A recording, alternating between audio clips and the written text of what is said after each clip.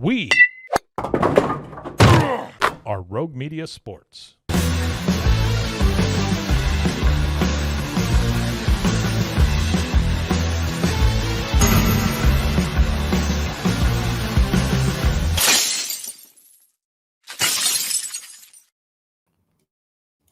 Welcome into the Cam Show. I am your host, Zach Burke, not Cam Stewart, as we are dealing with some technical difficulties out in Chicago today. But don't worry, we still have plenty of great Boston sports talk to get to, and also some great segments from throughout the week that if you weren't around to watch and get to listen to, you'll have the chance to now. Obviously, some big news going on with the Red Sox with the trade of Rafi Devers. Cam broke down that a lot this week. Some great takes you should go check out on YouTube if you haven't yet. But another thing that came up then was the Red Sox and a potential trade for Robert Acuna that he'll get into and talk about more. That's one of the segments we'll dive into today. And then we got some hockey coming up as well. What are the Bruins necessarily going to do when it comes to the draft? They have a bit of a dilemma on who to pick. Cam breaks that down. And also a look at Brad Marchand and Stanley Cup win, Marchand and his Stanley Cup win. So a lot of hockey talk to get in there too. And I think that the best place to start off for today is with baseball and that Ronald Acuna talk and a potential trade from the Red Sox and what that might look like. The Rafi Devers trade is done. It's over. He does not play for the Red Sox anymore. You really didn't get much in return. The only thing that you can kind of silver line here is the fact that they got $250 million back in a way. The Giants are taking all of that. So now you got money. And that's the thing that the optimistic Red Sox fans are throwing out there. Now you can go out and make some moves, right? Trade deadline and maybe next free agency. That's, I don't know that you got any better as a trade candidate after the Rafi Devers trade, but there's certainly still some flexibility there for sure. So how do the Red Sox actually do that? How do the Red Sox make a move that is actually going to make the Rafi Devers trade worth it? Well, The Athletic put out their big board of top trade candidates looking, a month and a half ahead of the trade deadline. And the Red Sox had 2 of the top 10 guys still, even after trading Rafi Devers. Amazingly, I don't think he was going to make the list. But at number 8 is Wilyer Abreu on that list. And at number 1, the best trade chip in all of baseball, Jarren Duran. We've talked about this trade before, what the packages might be. Philadelphia, San Diego, LA, Seattle was high up on that list. They got a great farm system. And there are absolutely some ones that I would trade Jarren Duran for. Duran has dipped a little bit in this 24 season, but he's still a super valuable player, mainly at his contract, right? He's not even ARB eligible yet. Like he's getting paid peanuts. And he was a top 10 guy in AL MVP voting last year, led the league in doubles and triples, and was the All-Star Game MVP. He's a terror on the base paths. He's an above average outfielder defensively, still a good top of the order kind of hitter. In fact, The Athletic says, to be clear, there's little reason for Boston to even entertain offers for Duran unless the return is substantial. His production has predictably fallen short of his 2024 breakout, but Duran remains a solidly above average hitter with lots of speed and the ability to play center field and play it fairly well. Okay. And so we went over those trade packages last week. If you haven't seen it, I definitely recommend going on the YouTube channel and finding that. We broke it down in detail. I loved the Phillies, what they could give you with Andrew Painter, the number 5 prospect in all of baseball, their top prospect, the pitcher, who's now in AAA. But I think San Diego gives you the best deal. Jeremiah Estrada, a hard-throwing reliever, but possibly their best prospect and the number 2 prospect in baseball behind Roman Anthony, Leo DeVries, the shortstop, coming in as a big part of that deal as well. I love that kind of offer. Then I got thrown for a loop this morning, and doing my research, it made more sense than you think. What if the Red Sox make a trade in a package involving, of course, Jarren Duran? What if the Red Sox make a trade for Ronald Acuna Jr.? Stick with me here because I know it sounds nuts. Okay, I know people are firing up in the comments right now. But Jarren Duran is a legit trade piece, right? A top 10 MVP voting guy, Obviously, Ronald Acuna Jr. has finished top 1 in the MVP voting, his last real healthy season back in 2023. He's one of the top players in all of baseball. But with all of this kind of flexibility now, the Red Sox have the opportunity to go out and get one of the biggest fish in baseball. Okay? You've got guys like Jarren Duran, Wilyer Abreu, Brayan Bello, Tanner Houck. All 4 of those guys. I'll even throw Ceddanne Rafaela in there, a third outfielder in there. All 5 of those guys are on cheap contracts at the beginning of their careers and are major league contributors right now. Duran's an all-star. Tanner Houck was an all-star last year. Brayan Bello looks to be a top-of-the-rotation guy. Wilyer Abreu won a Gold Glove last year. Ceddanne Rafaela is going to win a couple of Gold Gloves in his major league career. All of them, team control, low cost.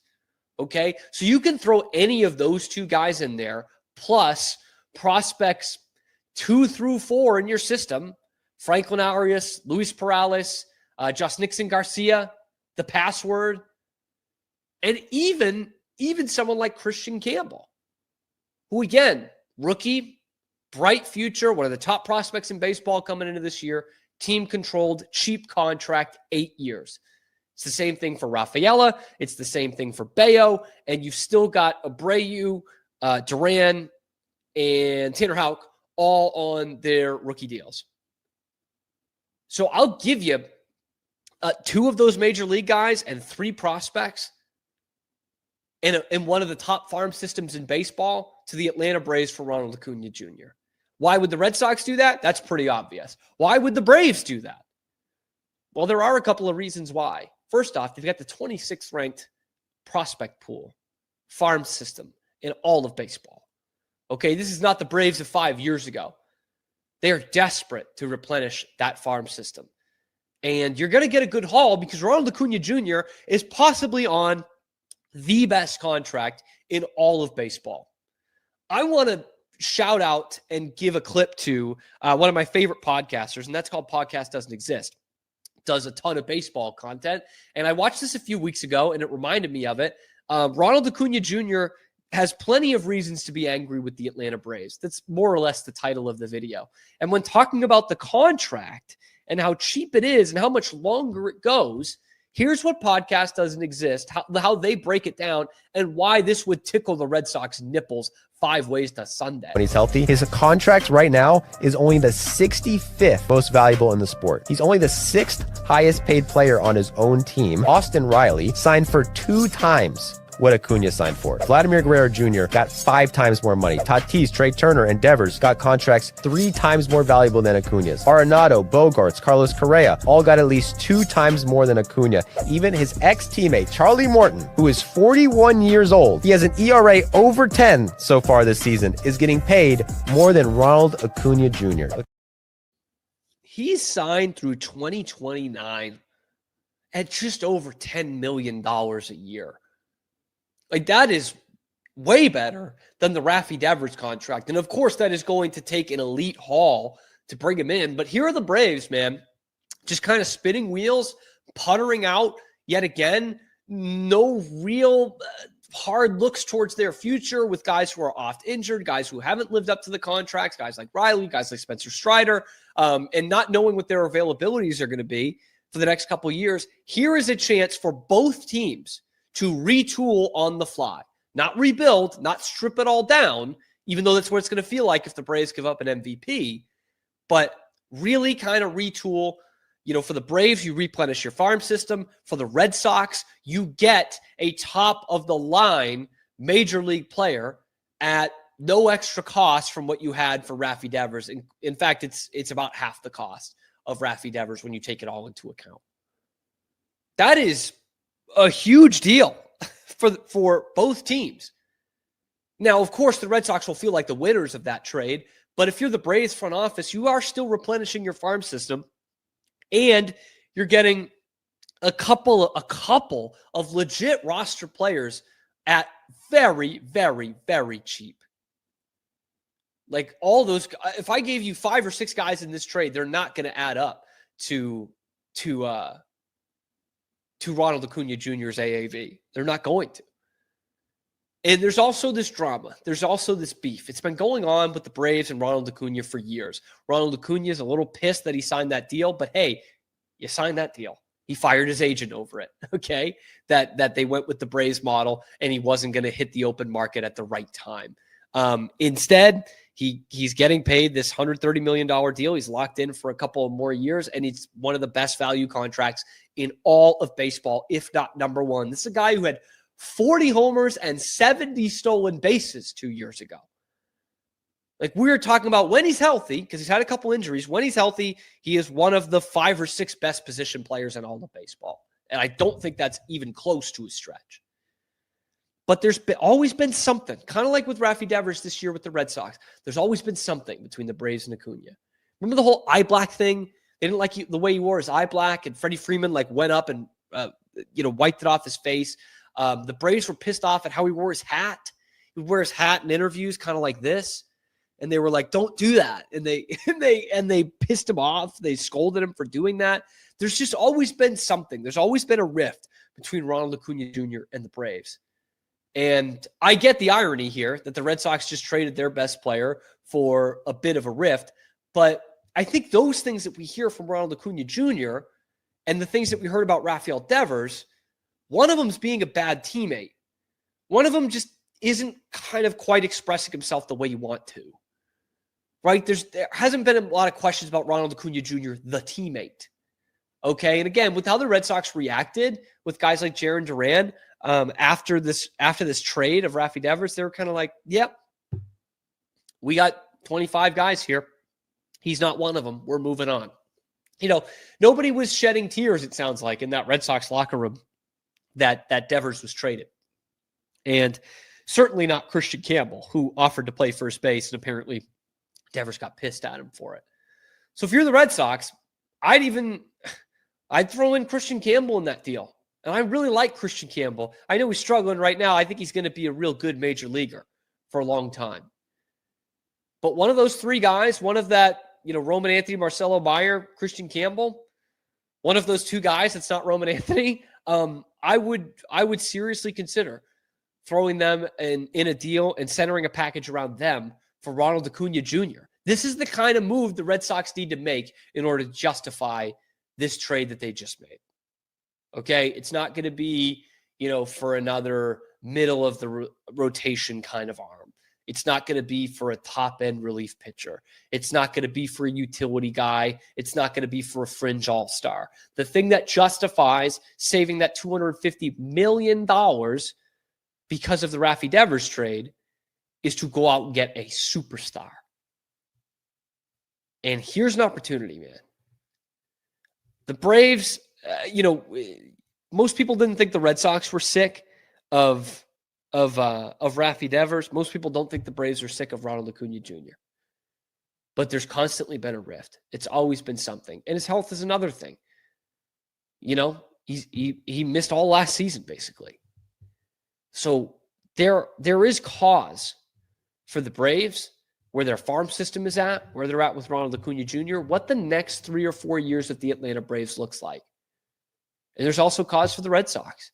After making this trade, you've got to do something big to get a superstar in here before the start of next season, or else people are losing their jobs, or else Red Sox fans aren't showing up and giving you the best game day revenue in all of baseball. And if they do, they're going to be wearing paper bags over their heads saying, sell the team. They're sick of this shit. They're sick of being told, yeah, we have to trade your favorite player, the best player on our team, our homegrown guy. We can't afford them. We're the Red Sox. All of a sudden, we can't afford them. We could for decades, and now we can't. Oh, yeah, and we're going to charge the most expensive tickets in all of baseball. They're sick of this shit. Something like Ronald Acuna Jr., that would change a lot of minds about this Red Sox franchise going forward. And it would save some jobs in that front office. It might even save the AI bots job who's doing all the interviewing. You might be able to keep Hal on board, the fucking computer who's interviewing your baseball ops people. So I know it sounds crazy. I know it does. And the likelihood of it happening is not great. But don't tell me it doesn't make a little bit of sense here. Ronald Acuna Jr. for a massive package given by the Red Sox. And hey, if you need to dump some salary to Atlanta, we'll take Chris Sale back in that deal. How about that? Let me know what you guys think in the comment section below. Does that actually make sense? Would you do that from a Red Sox standpoint, and who would you give up for Ronald Acuna Jr.? Let me know in the comment section below. Be sure to like the video and subscribe to the channel if you think the Red Sox need to make a big move with this extra money. And of course, find us on YouTube, high noon Eastern time, every weekday, and then wherever you get your podcasts as well. Check out the other videos on the channel talking about this trade, talking about the Red Sox, and everything else going on in Boston sports. I'm your host, Cam Stewart. Zach Burke keeps us on the air 5 days a week. We'll be right back after these quick words from our sponsors. This is Rogue Media Network.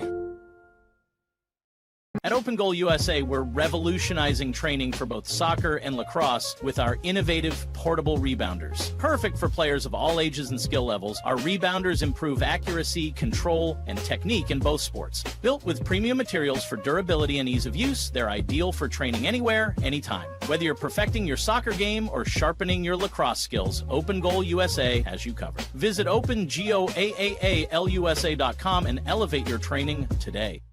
Relax with Hemp Delicious. Organically grown hemp, massively blended with delicious organic herbs, responsibly sourced for their holistic benefits. Each sip offers calming, antioxidant-rich wellness. Brewed just for you. Sip the calm with Hemp Delicious. Find your blend at hempdelicious.com. Introducing Muck Off's classic pink bike cleaner, powered by revolutionary nanotechnology that breaks down dirt and grime on a microscopic level while protecting your bike's delicate finish. Developed by our mad developer Alex and tested by riders, our products are made by riders for riders. Discover more at us.muc-off.com, where we break the mold to bring you the best in bike care. Visit roguemediamusic.com for more music.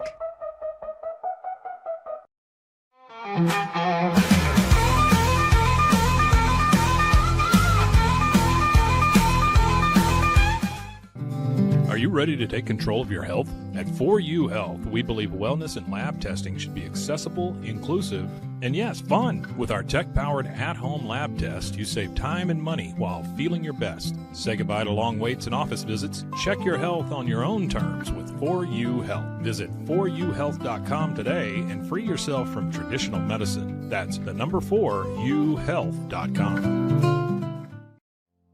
And now, back to our show. A week ahead of the NHL draft, and the Bruins have something I don't think a lot of people thought they would really have, and that is legitimate options at the number 7 pick. I mean, 7 is not a very desirable place to be in any draft, right? In any sport. It's good, but not great, and you're missing some of the best prospects that go out there. But the Bruins suddenly kind of feel like they're in a good spot, because when they missed out on a top 4 pick, it felt like, oh man, they're not going to be able to get James Higgins, the center from BC, who looked like he was going to be the number 1 pick in the draft going into this season. And then he slid down to about the 3 or 4 spot.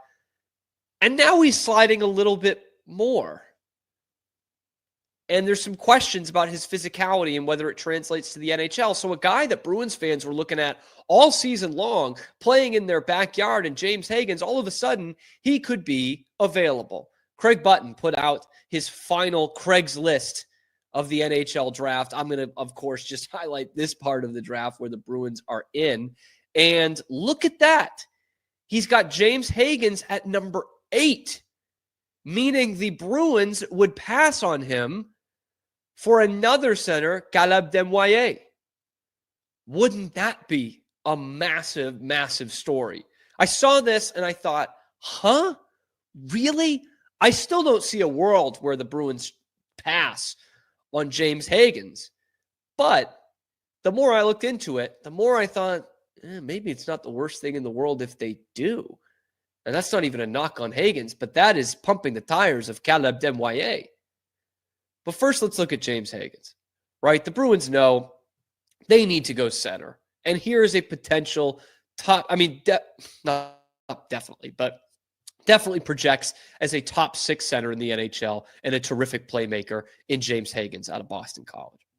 It's a guy who's played in your backyard the whole season. Again, coming out of the U.S. National Development Team last year, like they thought he was going to be the number 1 pick in the draft in 2025, going into his 1 season at BC.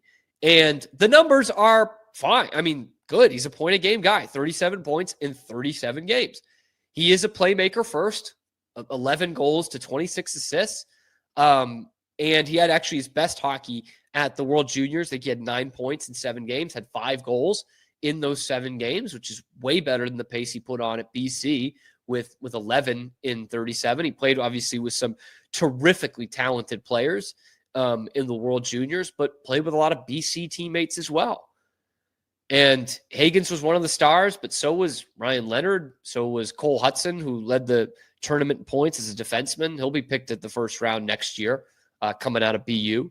Teddy Stiga, a BC teammate, scored the game-winning goal in that tournament. So it wasn't exactly the James Higgins show. He was good, but again, didn't take it over like some of these guys have in the past. Not like that great Austin Matthews, Jack Eichel battle back in 2014. You know, it's not quite that. But he's still a very productive player at the center position and is a great playmaker.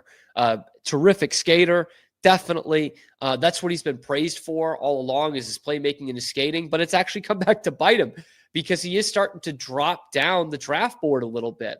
And here's what The Athletic wrote about why he's falling all of a sudden to that 7, 8, 9 range. Said there are a few variables. While he played well this season, evaluators have minor questions about how Higgins' game would translate to the NHL. At BC, he had stretches this season where he was hard to notice at even strength and had too many games where he was invisible. And I did watch a lot of BC this year, watched a lot of college hockey. When I watched BC, it never looked like Higgins was the best player on the ice. You know, it looked like Leonard or Perreault or Gasso at times. It didn't exactly look like James Higgins. The Athletic goes on to say, he struggled to consistently get to the inside against bigger college defenders.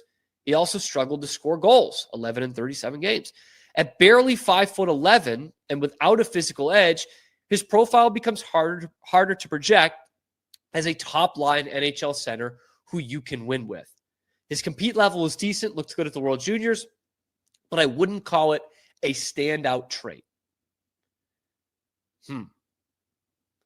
They go on to say, by the way, if Higgins turns out to be the most offensively productive player from this class, I wouldn't be shocked. And frankly, I would call him the most purely talented offensive player in the class. But winning in the NHL is more about scoring. Several players, such as Misa, Anton Frundell, Desnoyers, or Porter Martone, may go ahead of Higgins simply because of the profile they project. Bigger two-way players, most as centers, is more valuable to NHL teams than a dynamic scoring small player who may or may not be an NHL center. So that becomes the next question. You know, we had it with the Patriots. Is Will Campbell an NFL tackle? That's the question about James Higgins. Is he an NHL center at that frame and that play style? He can play on the wing. You know, he did that with the U.S. National Development Team program. And he did it a little bit at BC in pinches. He can play on the wing. And there are some NHL scouts that think that is the way he ends up. And if you're looking at the Bruins from a draft standpoint, I know they're going to be focused on center because most teams are at the top of the draft anyway, and the Bruins desperately need one. But the Bruins also really need talent, like really need talent. The center is not a great position, but when you look at the bottom 3 lines on the wing, it's really not better, okay? Especially without Marchand in there. It's not better than what you have at center. So you need talent at any position. And so I think if James Higgins is available there at 7, with how much they've watched him this year, with a guy whose job's on the line, hopefully, in Don Sweeney, it's much easier to sell to the fans. BC kid, was going to be the number 1 pick, dropped to us at 7. Again, to use another sport, kind of the way Marcelo Meyer did to the Red Sox. He was probably the best player in that draft. He fell to them at 3, and they said, all right, we'll take him. And now look at him. James Higgins could be that same kind of thing of like, hey, he's the most offensively talented player in the class, we think.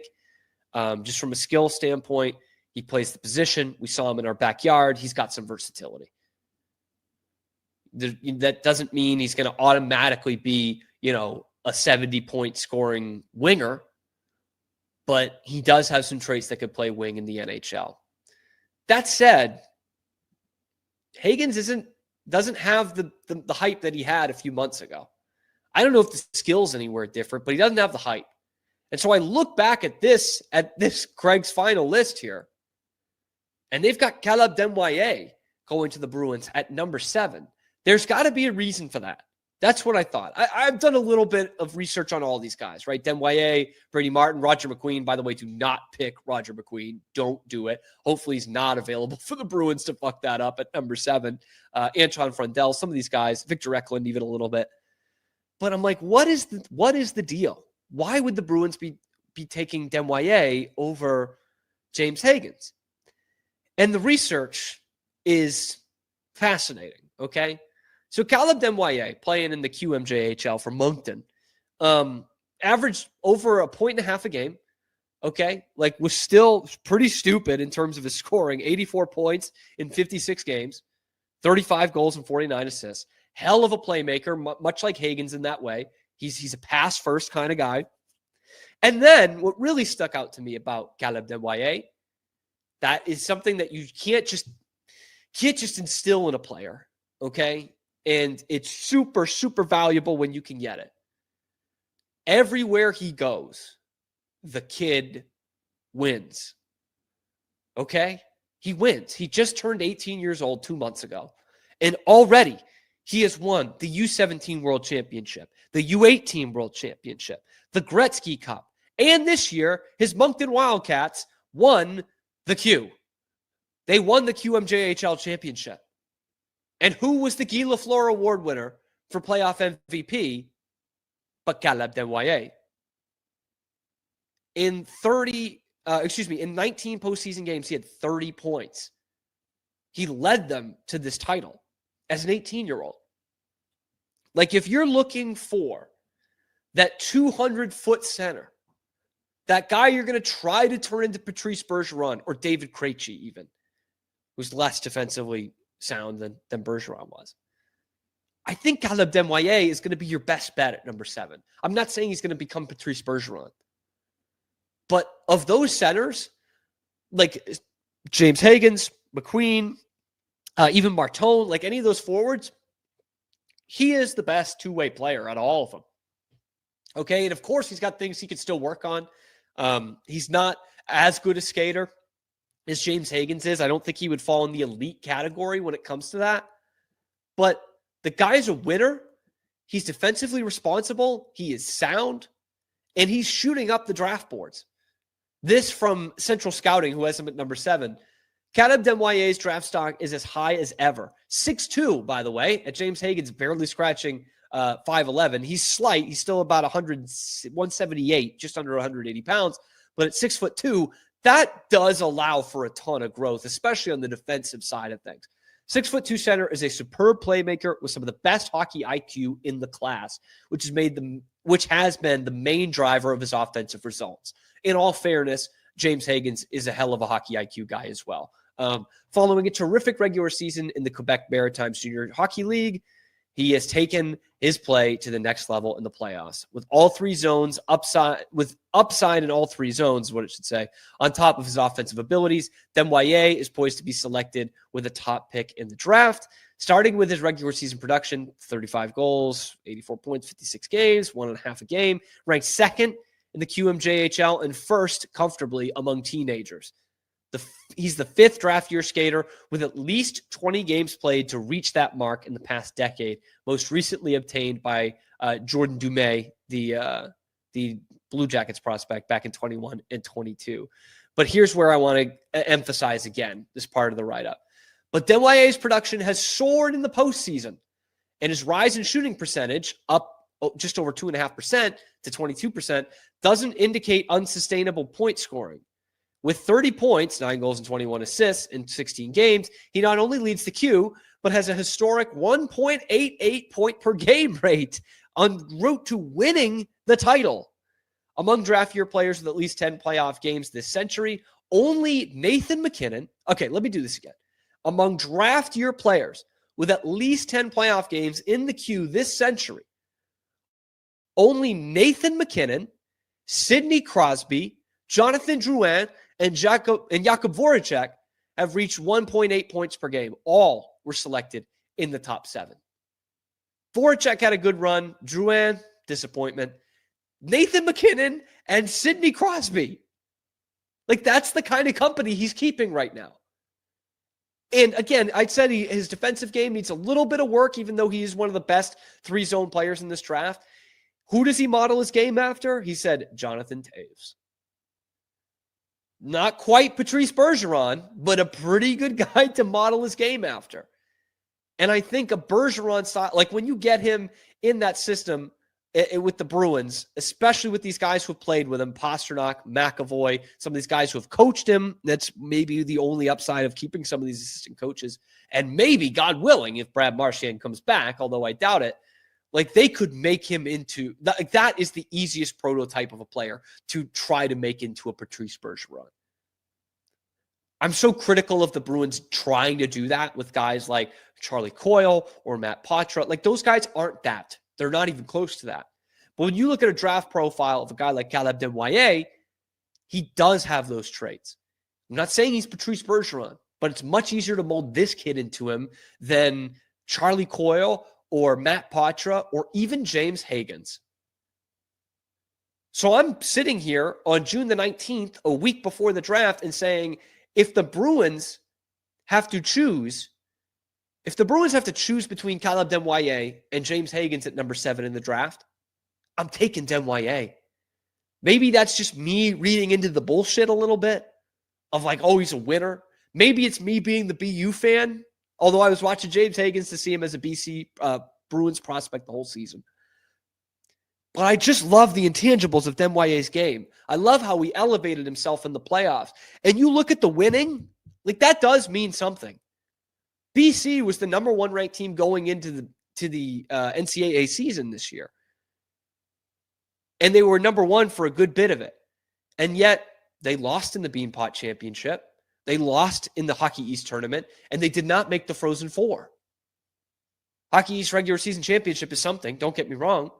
But when you stack that up beside a U17 gold medal, a U18 gold medal, a Gretzky Cup gold medal, and a QMJHL championship and a playoff MVP award, with a guy almost at 1.9 points per game in a postseason, I think the Bruins would regret not taking Caleb Desnoyers if they let him go and get James Higgins. And I do think Higgins can be a good player. I do. But Caleb Desnoyers has all that upside plus an intangible that you can't teach and that your team really, really needs. Winners. You need some winners. You need guys who will do anything it takes to win. And so far in his short career, as a kid who's just barely 18, Caleb Desnoyers does that. So that's my pick. Who is yours?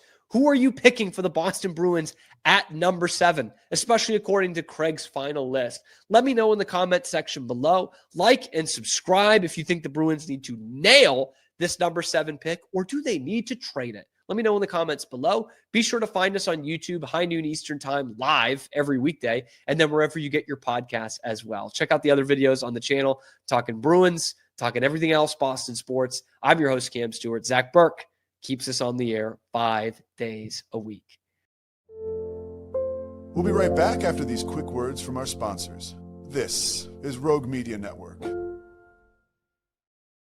At Fullwell, we bring together the expertise of registered dietitians, MDs, and OBGYNs to give you the best fertility support. Our research-backed bioavailable formulas are crafted with your health in mind, ensuring the highest quality and safety. From preconception to pregnancy and beyond, we exceed industry standards with independent testing for harmful contaminants. With our comprehensive practitioner directory, personalized care is always within reach. Fullwell, your trusted partner on your fertility journey. Visit us at fullwellfertility.com.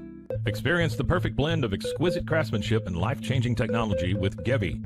Every product is built with precision, featuring specialized parts that ensure durability, efficiency, and safety. We put every machine through 6,000 rigorous tests to guarantee long-lasting performance. With cutting-edge technology and a commitment to energy efficiency, Gevi makes your life easier, greener, and more convenient. Upgrade your everyday with Gevi. Visit us at gevi.com to discover more. That's gevi.com. With San, owning iconic furniture no longer requires paying a premium. We use the finest materials like Italian top-grain leather, known for its durability and luxurious feel, and apply meticulous attention to detail in every piece we create. Our replicas are crafted with the same care and precision as the originals, but a price that makes them accessible. With over 15,000 satisfied customers worldwide, we've proven that high-quality furniture doesn't have to come with a high price tag. Explore our collection today at san.com. At Covers & All, we've revolutionized protective solutions with cutting-edge, customizable covers, tarps, and curtains. Using advanced tech fabrics that are 100% waterproof, UV tear, and abrasion resistant, we ensure lasting durability with hand-sewn double-stitch seams. Our commitment to quality, precision engineering, and customizable options is unmatched. With vertically integrated operations and express shipping, we deliver premier protection at affordable prices. Visit coversandall.com today for the perfect fit, guaranteed to last. And now, back to our show. It's been a hell of a week for Boston sports and their trades and the effects of their trades. Because not only did the Red Sox trade Rafi Devers to the Giants this weekend, but yesterday, one of the recent trade departures from Boston, Brad Marchand, won his second Stanley Cup and was looking pretty damn good doing it. Yep, the Panthers did it for the second year in a row. Brad Marchand probably finished second in the Conn Smythe voting, if I had to guess. He was electric in the final. He had 6 goals in the Stanley Cup final, he was the first guy to do that since Esa Tikkanen did it against the Bruins in 1990. And then all it took was a Sam Reinhart 4-goal game in Game 6 to surpass that and be the first one to 7 in the Stanley Cup final since Wayne Gretzky back in 1985. But you see Brad Marchand, 14 years apart, Stanley Cup champion. One is a second-year guy in the league. The next is a 37-year-old. The family looked much bigger. It wasn't just his sisters and his parents in the stands like in Vancouver. He had his wife out there, stepson, couple of daughters as well. It was really like a touching moment for me to watch last night. Like I hate the Panthers. I root for Marchand. I wish he didn't have to do it with them, but like for all the shit he went through in between Stanley Cups, and I'm talking about, crucial losses. You see the 2019 one right there. 2013, they lose in the final. Some of the drama that happened at the end, some of the things that I get bugged about with how the Bruins run their organization. It is really nice to see them, to see Marchand lift the cup again and to see him be so valued at a place. It was pretty cool. But what I also saw after the game was a bunch of social media stuff.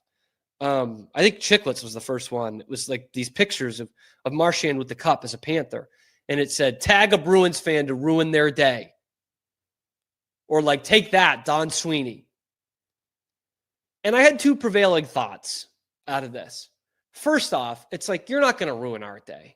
All right. The Bruins already do that. Like, you know what I mean? They didn't. It's not like Brad Marchand beat the Bruins in the conference final and got to the Stanley Cup final and won. Like that doesn't do it. And it's not like Brad Marchand left in free agency. Okay. He was traded. He wanted to go to the Panthers, it seems like. But honestly, who wouldn't? Like seriously, who wouldn't? It's not Montreal. It's not Toronto. It's not even Philadelphia, man. I know we hate the Panthers now, but they're the best organization in the National Hockey League right now, and he knew his play could fit right in. I don't even bash him for that. The other part of this, like, you're not going to piss me off because of this, because the Bruins already pissed me off, all right? I'm just as pissed off as 31 other teams that the Panthers won the Stanley Cup. No more, no less. The other part of this is that still, even after seeing Brad Marchand do this and win the cup again, and how it might just sting a little bit, especially with how good he was in the final, I don't think Don Sweeney made a bad move by trading him. Do I think the return could have been better? Yes. I said that at the time. It makes even more sense now with how valuable he was in the postseason. But in a vacuum, the Bruins trading Brad Marchand where they were in this season was not the wrong move. It wasn't. They weren't going anywhere. And no team with Brad Marchand as their second best forward this year was going to sniff anywhere near a Stanley Cup. He goes to Florida. He's about their 6th best forward. Super valuable in the postseason for sure, because he had a much different role on this team than he would have had with the Bruins. Do I want to see these Bruins legends retire with the team and only play for? Of course, all things being equal. But again, I ask, where did that get you with David Krejci and Patrice Bergeron? Where did it get you?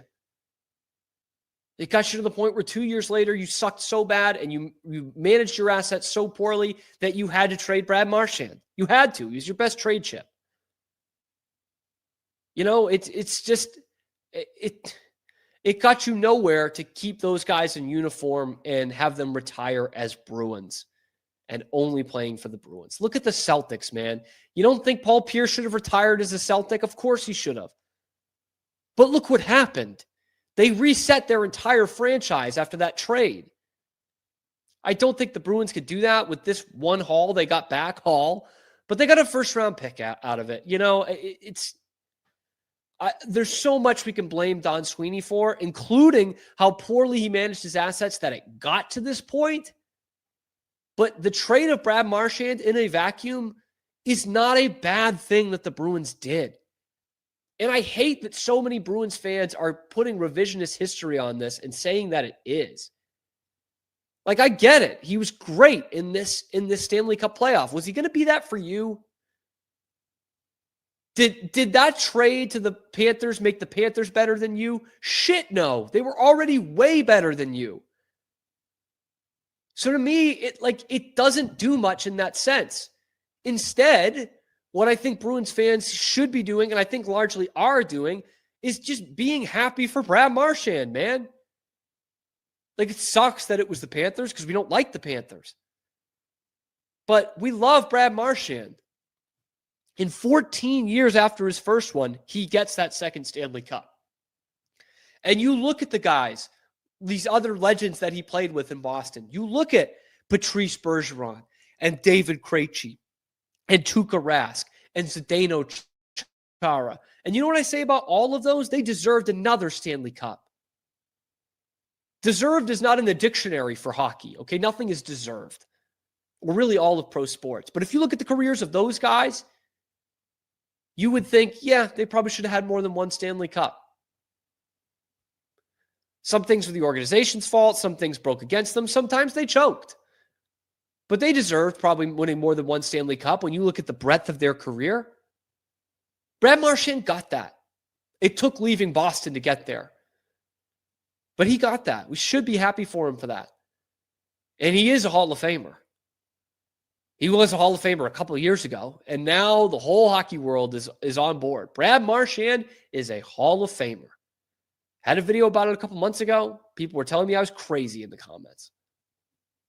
But you look at it now and add 2 Stanley Cups next to his resume, he's going to get 1,000 points. He's played in 1,000 games. He's got, he's the Bruins' all-time leader, 100-year-old franchise leader in shorthanded goals.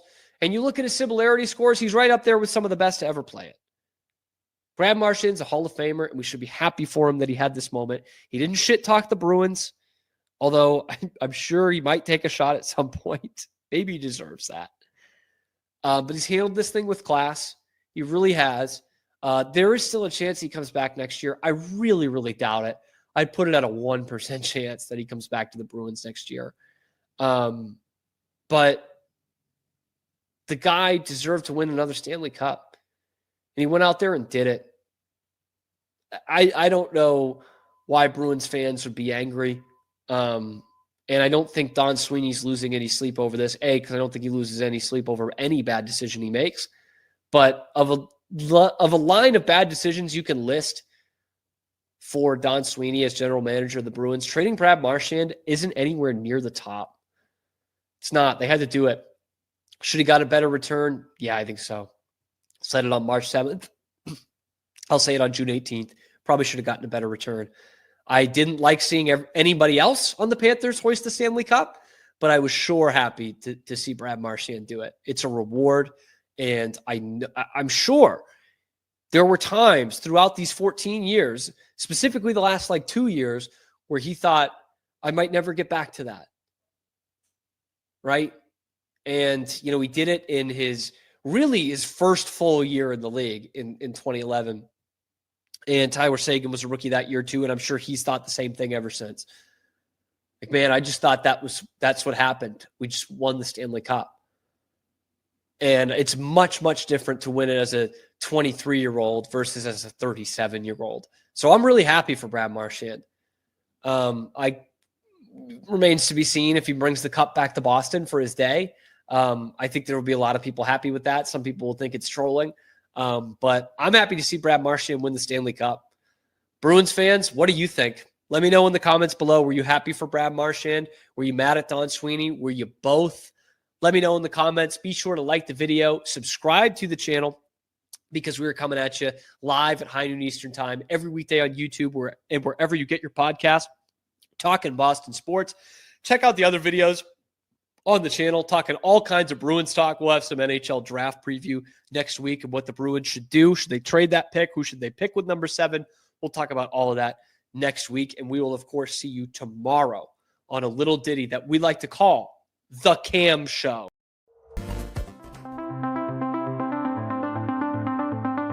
Transform your workspace with Hanomi Ergonomics. From adjustable chairs to standing desks, we provide solutions for comfort and productivity, whether at home or in the office.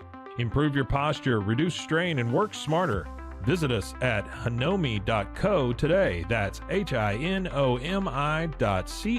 today.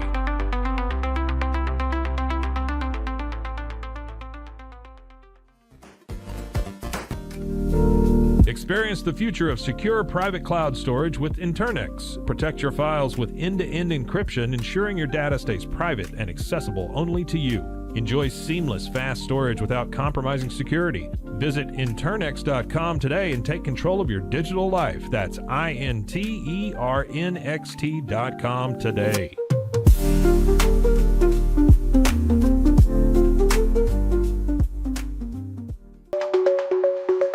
Protect your online privacy with NordVPN. Browse securely, access content from anywhere, and keep your data safe with military-grade encryption. Whether at home or on the go, NordVPN ensures your digital freedom. Stay secure. Download NordVPN today at nordvpn.com. That's NORDVPN.com. We understand that maintaining a healthy lifestyle can be challenging, especially in today's fast-paced world. That's why our mission is to make fitness accessible to everyone, anywhere. Committed to excellence, we adopt a user-centric approach guided by ergonomics and medical science. With a team of seasoned professionals in R&D, design, and manufacturing, we prioritize quality across our entire product line. Visit TwoSains.com today and start your journey to better health. That's TOUSAINS.com.